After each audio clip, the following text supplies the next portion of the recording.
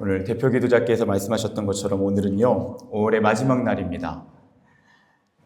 그래서 오늘 특별히 피천득 선생님의 인연이라는 책에 수록되어 있는 5월이라는 수필로 그 짧은 한 부분을 여러분과 함께 나누면서 설교를 시작하겠습니다. 나는 5월 속에 있다.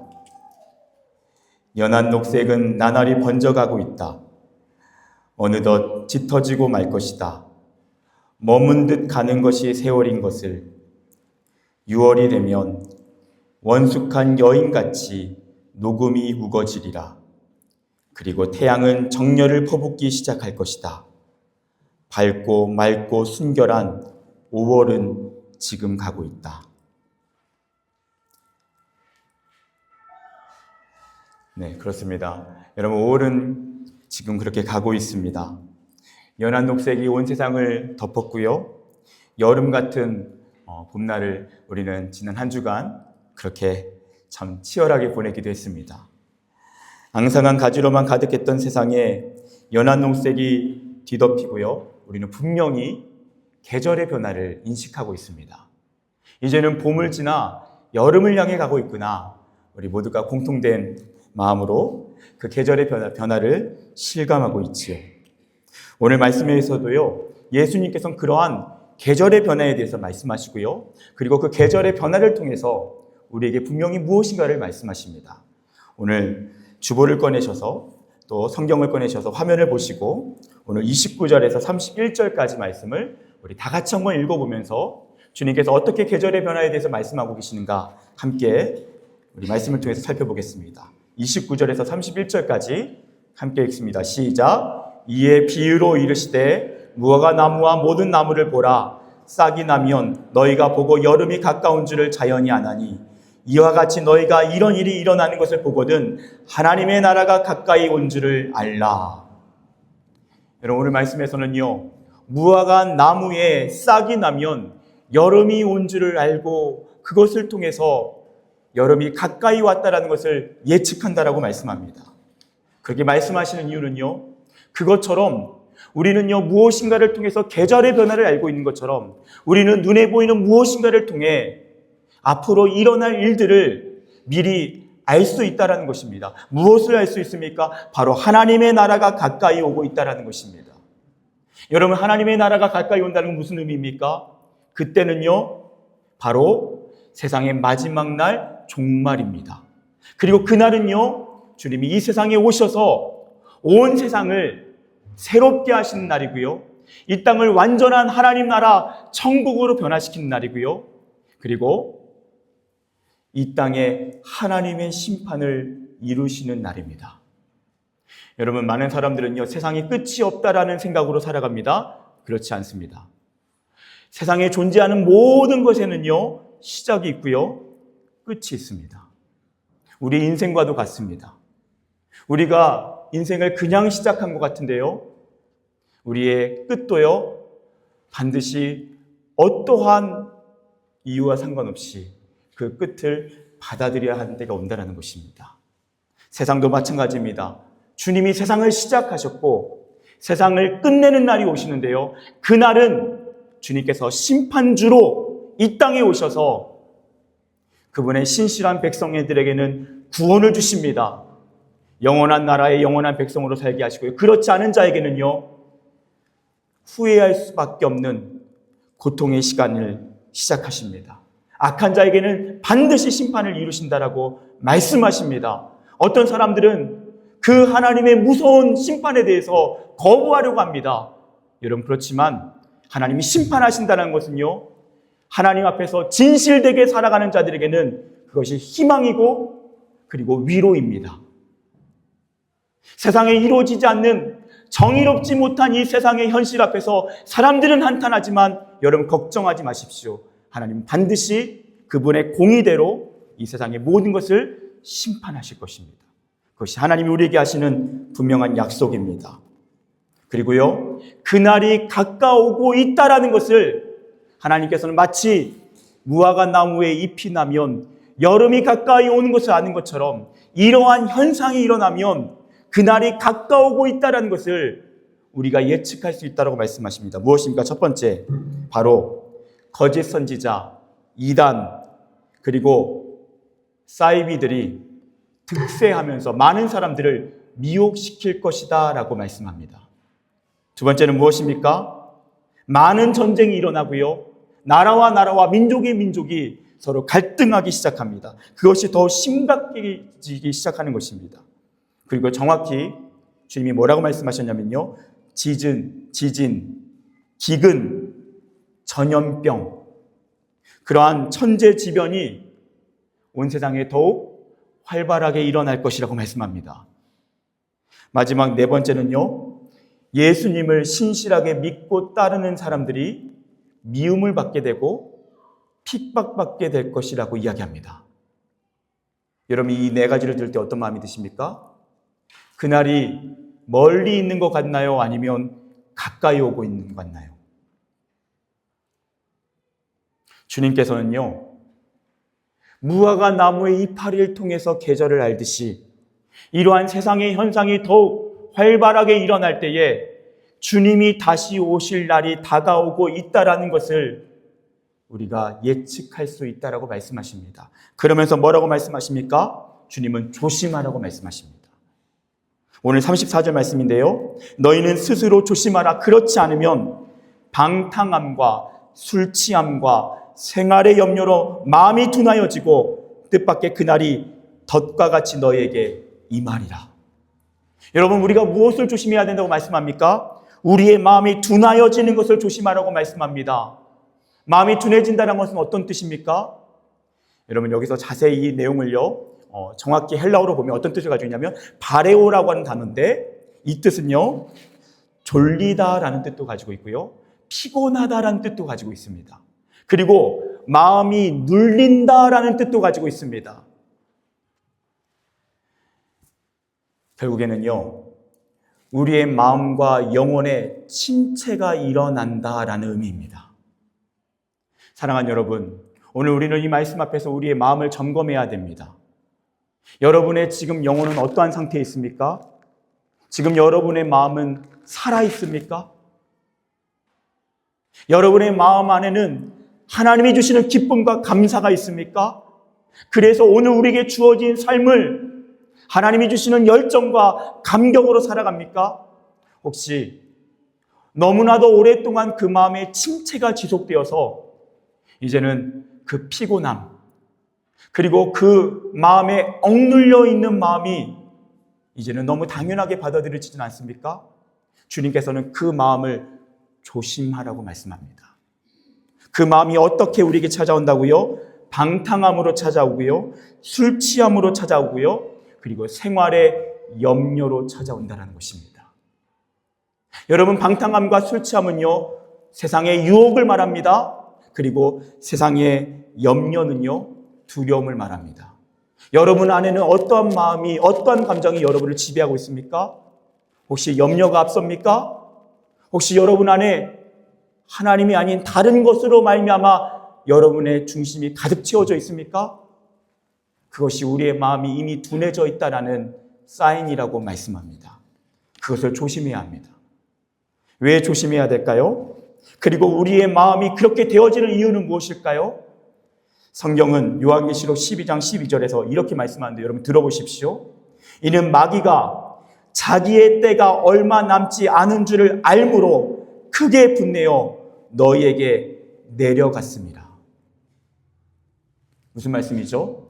마귀가요, 자기의 때가 얼마 남지 않았다는 것을 알고 있다는 것입니다. 무슨 말입니까? 주님이 하나님의 나라로 이 땅에 완전히 이루시는 날, 그 종말에는요, 이 세상에서 많은 사람들을 괴롭히고 억누르고 고통 가운데 몰아넣었던 마귀는요, 하나님이 심판하실 것입니다.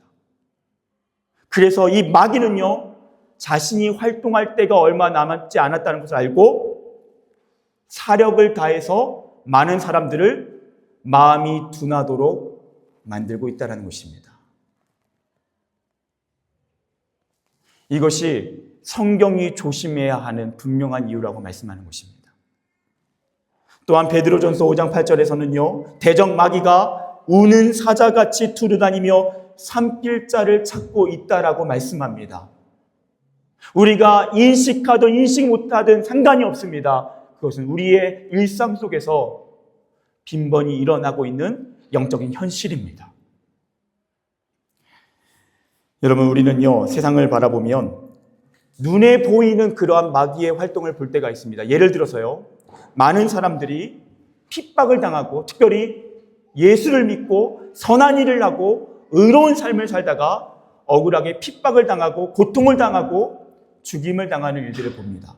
순교를 당하는 일들을 봅니다. 그런 일을 볼 때 많은 사람들이 금방 인지합니다.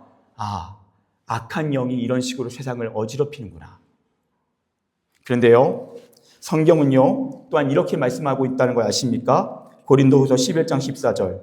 이것은 이상한 일이 아니니라. 사탄도 자기를 광명의 천사로 가장하나니. 무슨 말이죠?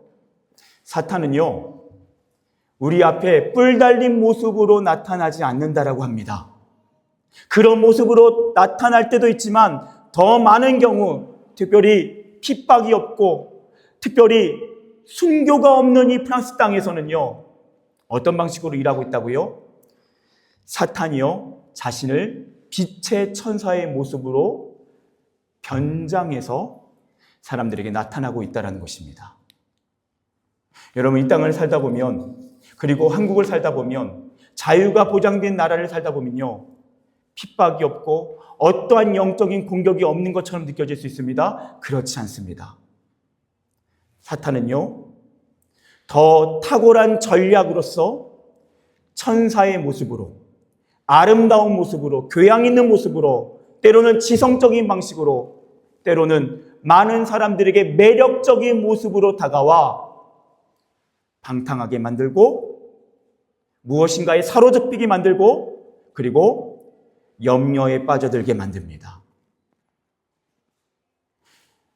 여러분, 우리 안에 그러한 영적인 현실 가운데 살아가고 있다면 여러분, 분별하셔야 합니다.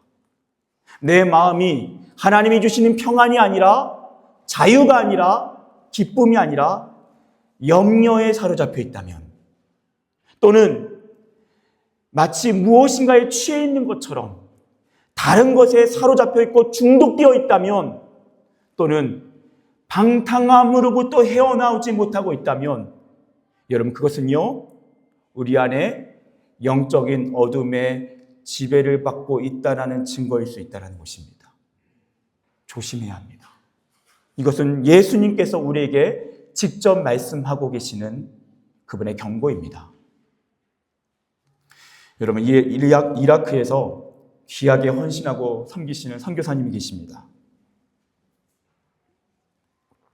이분은 특별히 IS의 테러가 일어나는 그 땅에서, 언제 순교할지 모르는 그 땅에서 2명의 자녀와 함께 하나님 나라의 영광을 위해 그 땅에 존재하며 선교사로 살아가십니다.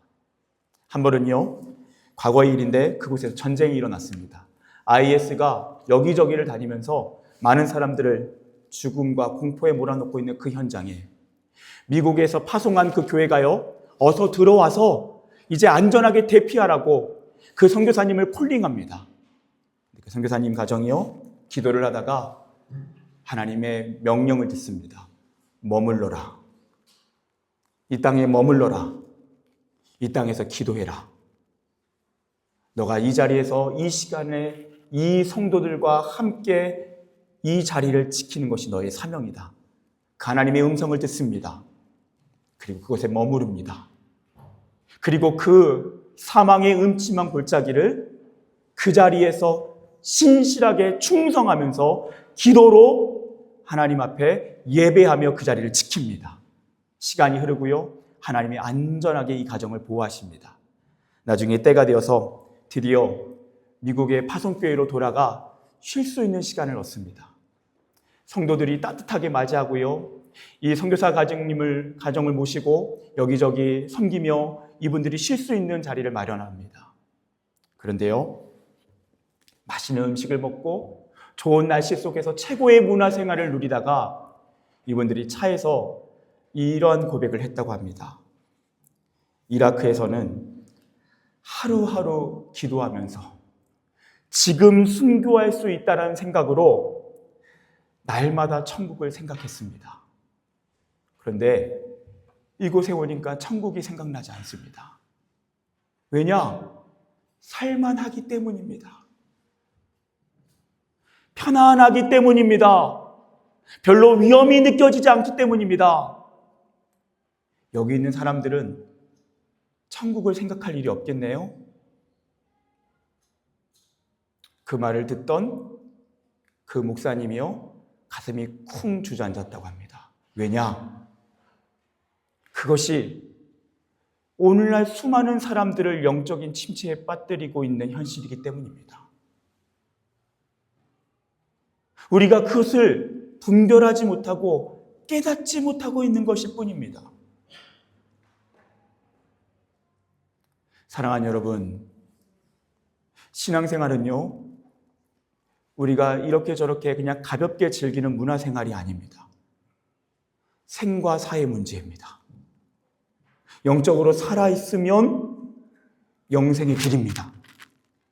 영적으로 잠들다가 영적으로 죽게 되면 그것은요, 돌이킬 수 없는 강을 건너는 것입니다. 그래서 주님은요, 오늘 우리에게 뭐라고 말씀하십니까? 조심하라고 말씀하십니다. 안주하지 말라고 말씀하시고요, 영적으로 나태하지 말라고 말씀하십니다. 영적으로 게으르고 잠들어 있으면 안 된다고 말씀하십니다. 그러면서요, 어떻게 하면 우리가 이러한 영적인 현실 속에서 깨어나 있을 수 있는가? 어떻게 분별할 수 있는가? 어떻게 조심할 수 있는가? 그 말씀을 우리에게 분명히 말씀하셨습니다. 오늘 36절 말씀, 우리 36절 말씀을요, 우리 다 같이 한 목소리로 한번 읽어보도록 하겠습니다.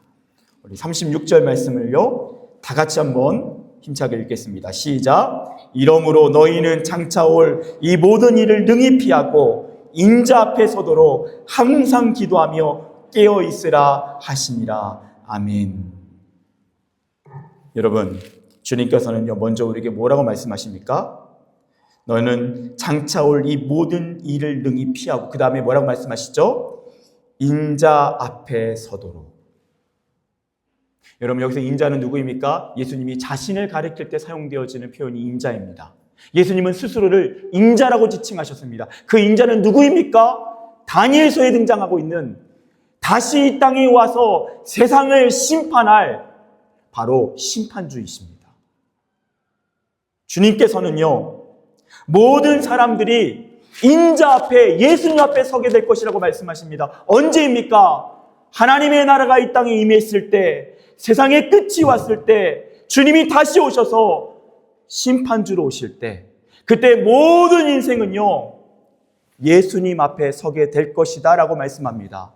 제 이야기가 아니라요, 오늘 말씀이 그렇게 이야기하고요, 로마서 14장 10절에 이렇게 말씀합니다. 우리가 다 하나님의 심판대 앞에 서리라. 여러분, 어디에 선다고요? 심판대 앞에 선다고요. 예수님의 심판대 앞에 선다고요.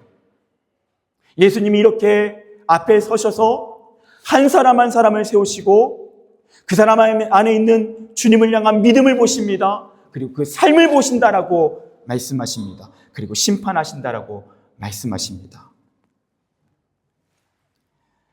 여러분, 오늘 말씀은요, 우리가 언제 그 하나님 앞에 서게 될지 모르기 때문에 언제나 인자이신 예수님 앞에 설 준비를 하며 살아가라고 말씀하십니다. 여러분, 생각해 보십시오. 만약에 오늘 우리가 주님 앞에 선다면 여러분 어떠시겠습니까? 여러분 한번 생각해 보십시오. 상상해 보십시오. 오늘 우리가 정말로 심판주이신 그 주님 앞에 선다면 여러분 우리가 어떤 모습일까요? 여러분 기대되십니까?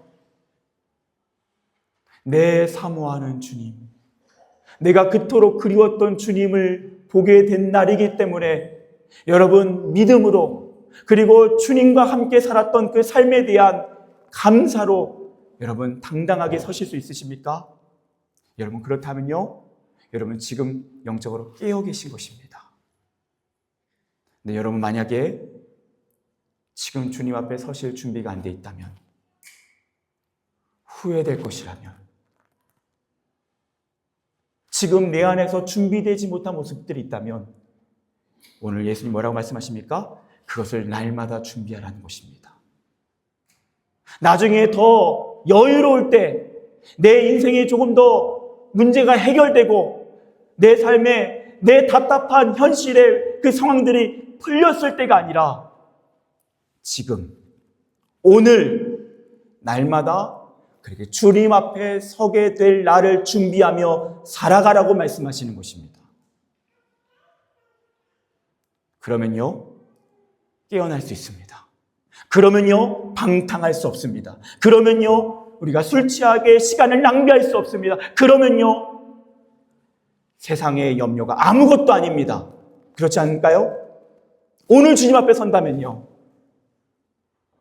그러면 중요한 것과 중요하지 않은 것이 정확히 분별될 것입니다. 오늘이 마지막 날이라도 할 그것이 우리에게 가장 중요한 일이기 때문일 것입니다. 철학자 에밀 시오랑이라는 사람이 이런 말을 했습니다. 여러분 들어보십시오. 공동묘지에 가서 20분만 걸어보라. 그러면 당신의 슬픔이 완전히 사라지지 않더라도 거의 가라앉음을 느끼게 될 것이다. 참 멋있는 말이죠.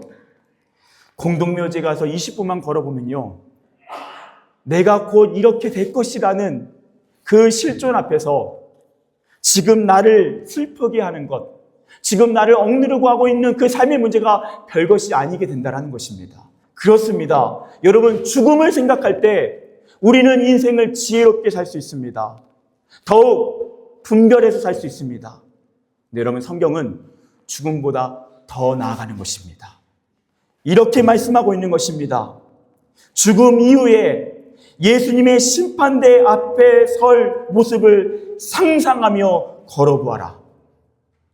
그러면 당신에게 주어진 유혹과 두려움이 사라지고 있음을 느끼게 될 것이다.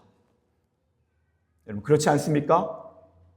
우리가 정말로 주님 앞에 서게 된다면, 그리고 정말 영원한 나라가 있다면, 이 세상의 전부가 아니라 오늘 우리의 삶, 그리고 이 땅에서 주어진 그것들이 영원한 것이 아니라 진짜 영원한 것이 그 주님과 함께 예비되어 있다면, 그것을 진짜 믿는다면 우리의 삶이 변하지 않을까요?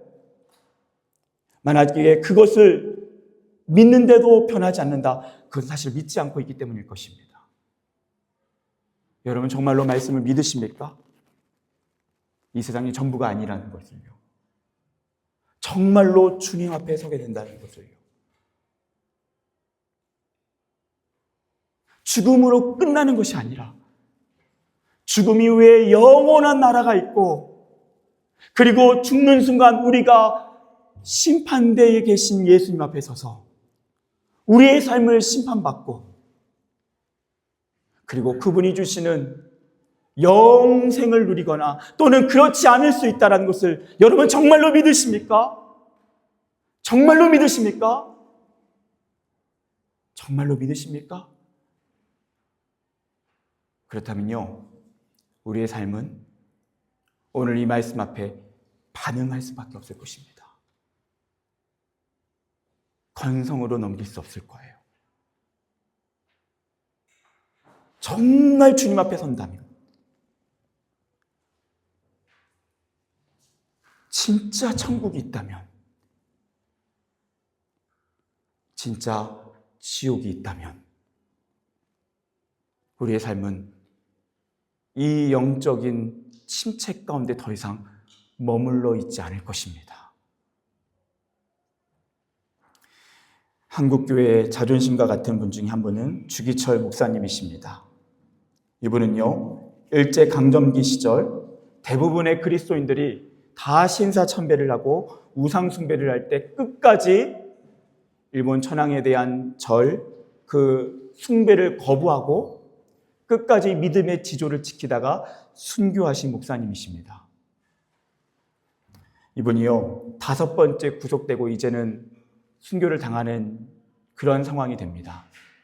그 순교를 당하기 전 마지막으로 20여 명의 성도들이 모여서 같이 예배를 드립니다. 먼저 찬송가 543장, 오늘 함께 부른 찬양, 저 높은 곳을 향하여, 이 찬양을 부르고요, 마지막으로 그 인생의 마지막 설교를 남깁니다. 그 내용에는 다음과 같은 내용이 등장합니다. 주님을 위하여 이제 당하는 이 수욕을 내가 피하고, 이 다음에 주님이 너는 내 이름과 내 평안과 내 즐거움을 다 받아 누리고 내가 준 그 고난의 잔을 어찌하고 왔느냐고 물으시면 내가 무슨 말을 하겠습니까? 주님을 위하여 져야 할 이 십자가, 주님이 주신 이 십자가를 내가 피하였다가 주님이 이 다음에 너는 내가 준 십자가를 어찌하고 왔느냐 물으시면 내가 어떻게 주님의 얼굴을 배울 수 있겠습니까? 오직 나에게는 일사각오가 있을 뿐입니다. 이렇게 마지막 하나님 말씀을 전하고요, 끝까지 순교의 길을 걸어갑니다. 여러분, 무엇이 이분의 믿음을 지킵니까? 이분은 진짜 믿었습니다. 무엇을 믿었다고요? 이 다음에 주님 앞에 선다고요. 내 눈앞에 있는 현실, 이것이 전부가 아니라 이 현실이 아무리 고통스럽고 아무리 비참하다 할지라도 이 시절이 지난 이후에는 심판대 앞에 설 것이고 내 사모하는 주님이 기다리고 계시고 끝까지 충성하는 자에게 내가 생명의 면류관을 주리라 말씀하신 그 주님이 나에게 생명의 면류관을 주신다는 것, 그것을 믿었다고요. 사랑하는 여러분, 날마다 주님 앞에 서는 그날을 연습하십시오. 정말 믿으시고요. 정말 그 주님 앞에 선다는 것을 알아보십시오.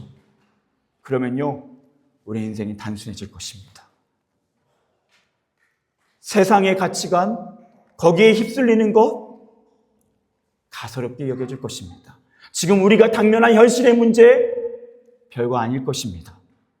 지금 나를 집착하고 끌고 가고 있는 그 삶의 욕망의 문제, 거기서부터 자유로워질 것입니다. 그날을 위해 항상 기도하며 깨어있길 축복합니다. 현실의 문제를 위한 기도만이 아니라 영원한 나라를 준비하는 기도로 나아가실 수 있기를 축복합니다. 그래서 주님 앞에 서는 그날이 후회의 날이 아니라 영광의 날, 위로의 날, 그리고 하나님이 우리의 눈물을 닦아주시는 날 되기를 우리 주 예수의 이름으로 다시 한번 축복합니다. 기도하겠습니다.